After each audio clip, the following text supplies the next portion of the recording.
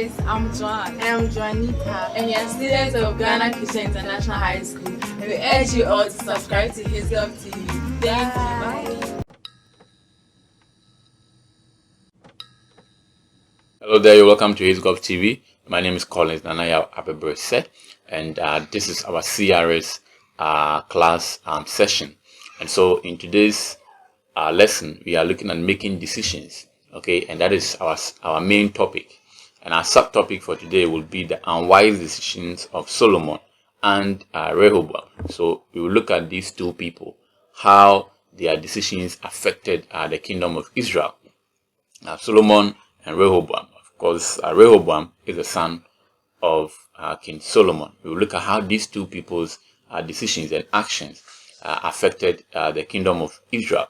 But before we do that, let's take a look at our lesson objectives for today. So, by the end of this lesson, students should be able to describe how Solomon misused his wisdom. And that's one of the important things that students should be able to describe. How did he misuse his wisdom? Because we have earlier indicated that Solomon was called the wisest man on earth, and God gave him or granted him a wisdom. So how was that wisdom misused? The second part is that we should be able to identify the factors that accounted for the division of the kingdom of Israel. Why was Israel divided into two kingdoms, whereby we came to have the northern kingdom and then the southern kingdom? And the northern kingdom was called Israel, and the southern kingdom was called Judah. What were some of the factors that accounted for that division? And the third one, you should be able to narrate the circumstances that led to the rejection of Rehoboam as king of Israel. Now, why was Solomon's son rejected as a king of Israel, which is the northern side, as a king after the death of Solomon? Good. So have these three objectives in mind as we progress in our lesson. So let's begin with that of Solomon, how Solomon misused his wisdom. And you can find this in 1 Kings chapter 9, verse 15 to 23. So what you have on your screen is just a summary of what I have put together. But the original text can be found in 1 Kings chapter 9, verse 15 to 23. That is where you can find the original version. So I will entreat you to read that original version as well, using the RSV Bible. Now, the first ways, or the first unwise decision that Solomon brought to his people or introduced was his forced unpaid labor. Now, Solomon recruited about 30,000 able men from Israel, the northern kingdom, and these people were recruited to work without pay. Now, he excluded his own people who were in Judah, that is the southern kingdom where he ruled from. Okay, and that brought about a lot of resentment from the people of the north, because they felt that they were being discriminated against. Okay, and so that was one of the unwise policies of Solomon, to have excluded his own people, his own tribe who were in the south, from this unpaid labor, and making only the people who live in the northern part of Israel to be engaged in this forced labor. And so that brought a lot of resentment from the people who lived in the north, and this will eventually be a remote cause for the division of the kingdom. Now, two, Solomon introduced heavy taxation. He divided the kingdom into 12 tax districts, and so Solomon embarked on several, expensive projects for the kingdom of Israel. And so, how was he going to finance all these projects? He levied heavy taxation on people. We are not saying that tax is not good, but when it becomes too much, I think that, of course, the citizenry would eventually rebel against that habit. Now, again, Solomon also married many foreign wives. He had about 700 wives and 300 concubines.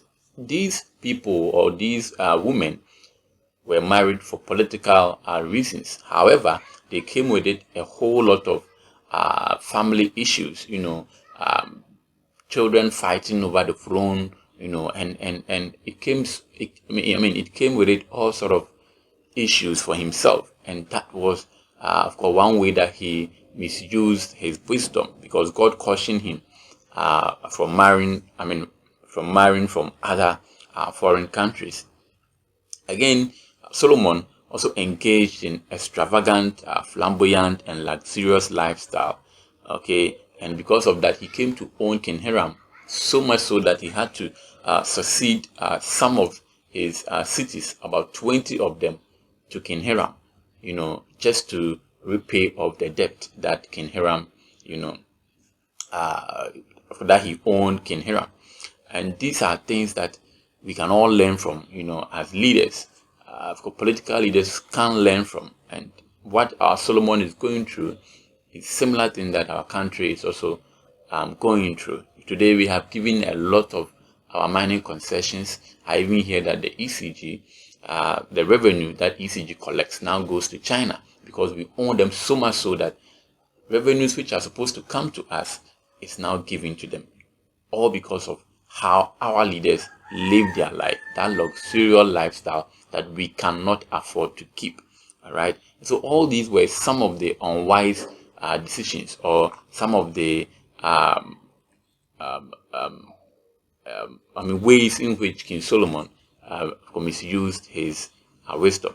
Now let's take a look at the consequences of these unwise policies by King Solomon.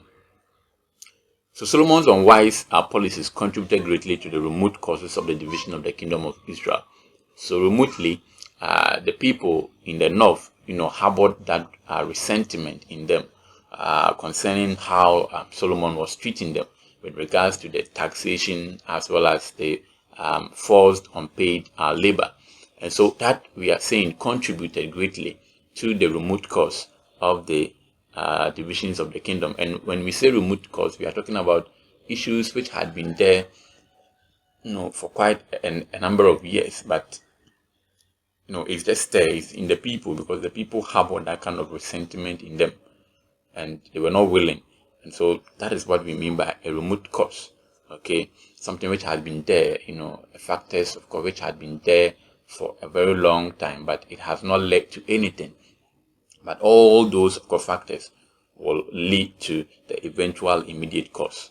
All right. Now, it also led to the apostasy of Solomon as a result of his taste and uncontrollable desires for foreign women, resulted in the introduction of foreign gods in Israel.